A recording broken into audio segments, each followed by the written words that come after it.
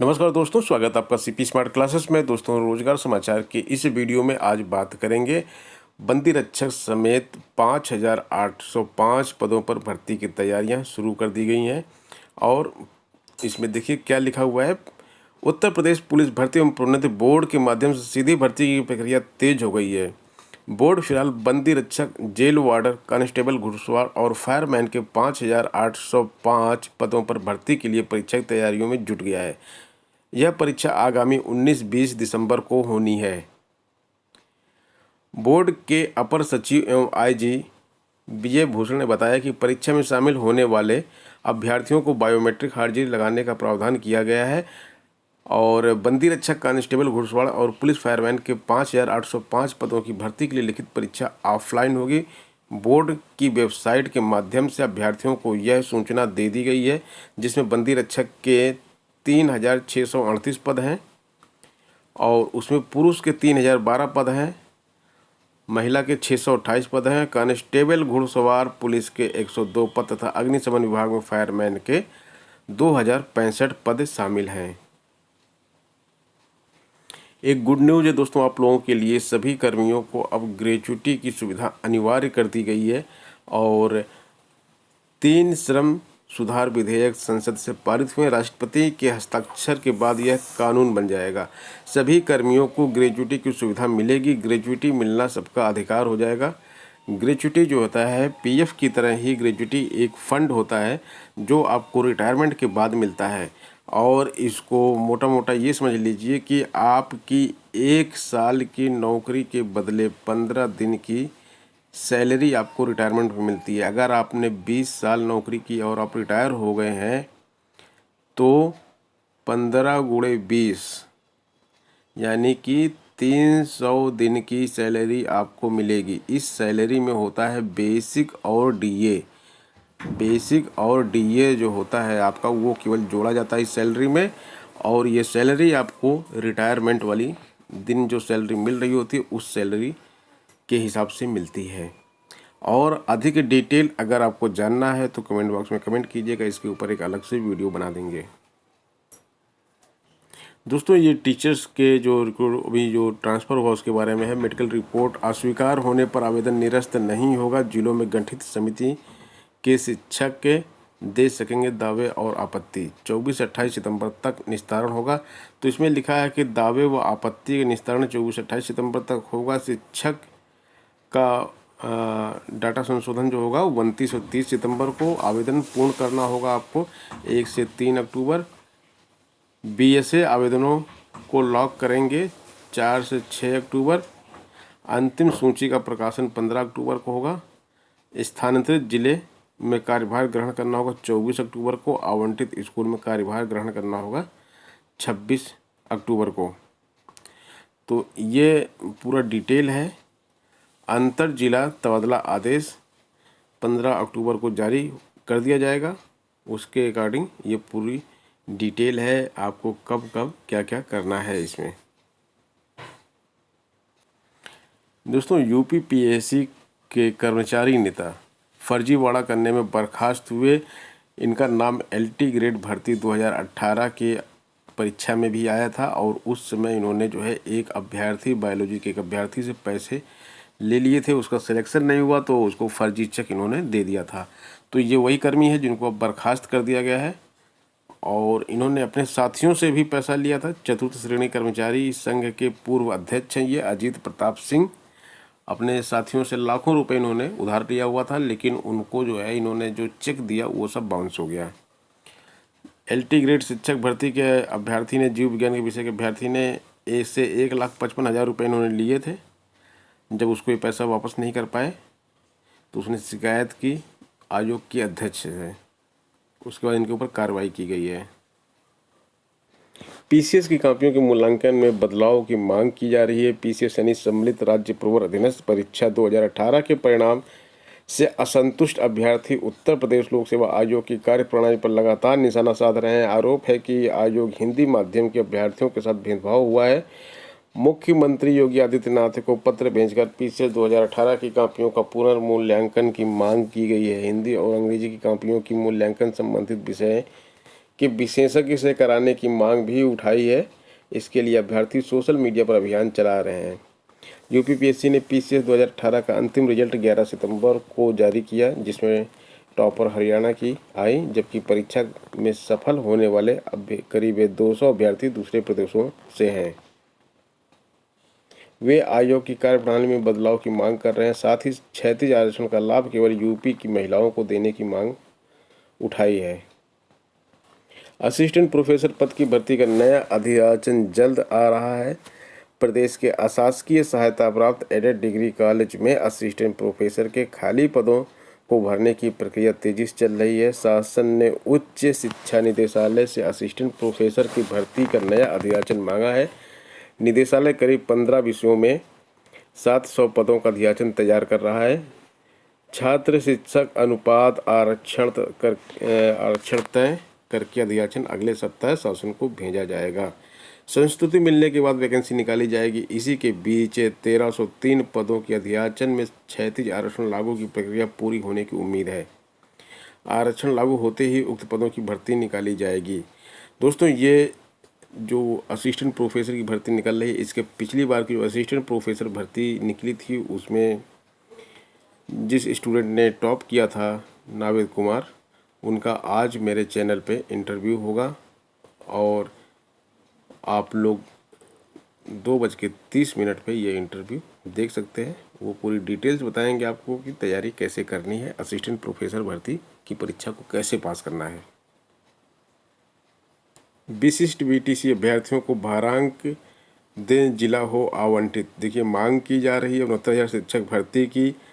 तय कॉलम भरने के बाद भी अभ्यर्थियों की परिषद ने अनदेखी की है। बेसिक शिक्षा परिषद को पत्र सौंप मांगा शिक्षक पद के लिए आवंटन।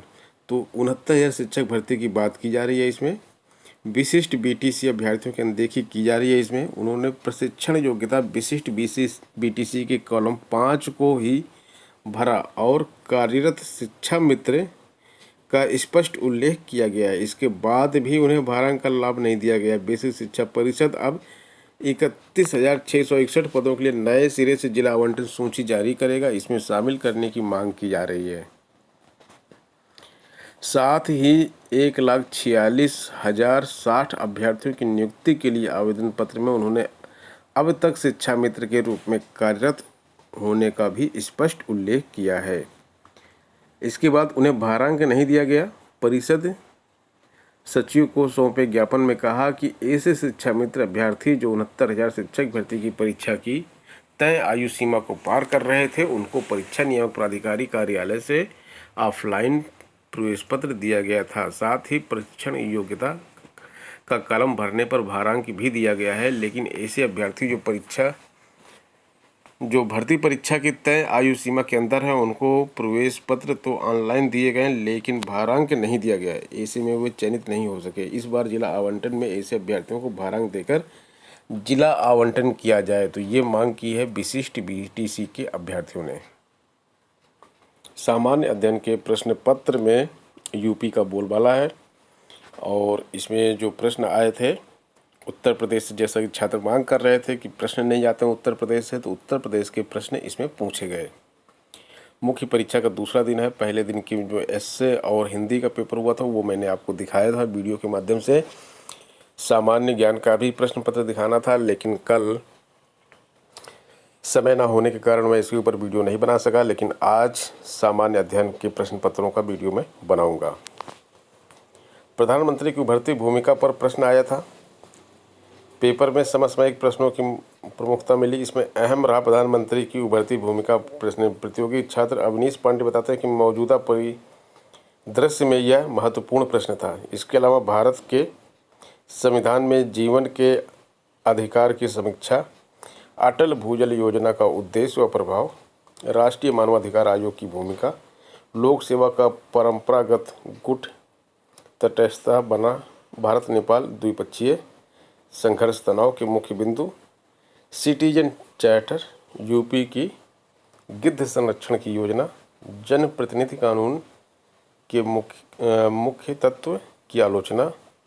तो इस तरह के प्रश्न आए थे मैं पूरा का पूरा प्रश्न पेपर ही आपको दिखा दूंगा। आज एक वीडियो अपलोड करूंगा जिसमें सामान्य ज्ञान पेपर 1 और पेपर 2 के सारे क्वेश्चंस रहेंगे। प्रवक्ता संस्कृत का संशोधित लिखित परिणाम जारी कर दिया गया है और इसके साथ साथ ही टीजीटी शारीरिक शिक्षा के चयनितों का कॉलेज आवंटन लिस्ट भी जारी कर दी गई है। आपको आई बटन में यहाँ पे वीडियो मिल जाएगा इसका, और डिस्क्रिप्शन बॉक्स में भी इसका वीडियो मिल जाएगा। इस पे ऊपर मैं पूरी लिस्ट का वीडियो बना चुका हूँ, तो वो आप वहाँ से देख सकते हैं।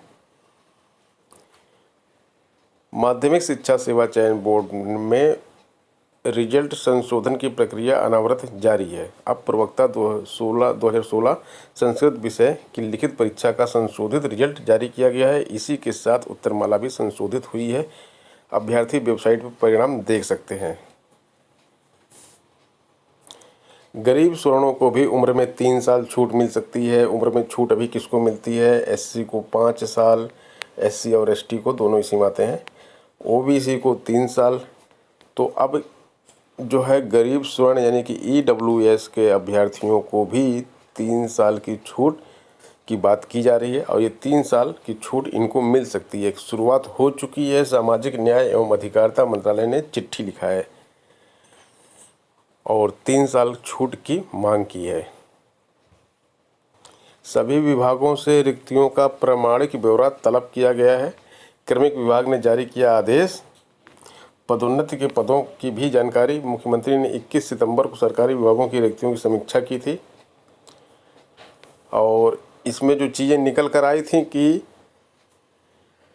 सभी बोर्ड, भर्ती बोर्ड के प्रमुख जो है उस बैठक में सरकारी विभागों की रिक्तियों की समीक्षा की थी। तो मुख्यमंत्री ने रिक्त पदों को तेजी से भरने के निर्देश दिए थे। मुख्यमंत्री की बैठक में 84 विभागों की ओर से 2,84,000 रिक्तियों की जानकारी दी गई थी, जबकि माना जा रहा था कि सरकारी विभागों में रिक्त पदों की संख्या इससे कहीं ज़्यादा है। 5 लाख के आसपास माना जा रहा था, लेकिन 2,84,000 रिक्त पदों के बारे में उस मीटिंग में बताया गया था कि हमारे पास इतने रिक्त पद हैं। क्या होता है कि इसमें बहुत सारे रिक्त पद रोक लिए जाते हैं। अधिकारियों के पास जो जानकारी होती है उसी को ले जाके मीटिंग में प्रेजेंट कर देते हैं। तो इन सब का ब्यौरा जुटाया जा रहा है और इसमें पदोन्नति से भरे जाने वाले पदों का विवरण भी शामिल होगा। समूह का, खा, गा, घा सीधी भर्ती के भी जितने भी पद हैं उन सबको इसमें जुटाया जा रहा है और उसके बाद विज्ञापन निकालने की प्रक्रिया शुरू होगी। जैसा कि कल के वीडियो में भी आपको बताया गया था कि सबसे पहले राजस्व विभाग का विज्ञापन जारी किया जाएगा। प्रवक्ता मनोविज्ञान के लिए 31 पदों पर चयन हो चुका है। इसका रिजल्ट जारी कर दिया गया है। शोध अधिकारी के लिए सचिन का चयन हुआ है। प्रवक्ता ऑटो नियंत्रण के लिए भी 4 छात्रों का चयन किया गया है। इसका भी रिजल्ट जारी कर दिया गया है। अगले सत्र से देश भर में स्नातक के लिए एक ही प्रवेश परीक्षा होगी। सभी विश्वविद्यालयों के लिए 2 विकल्प की होगी व्यवस्था।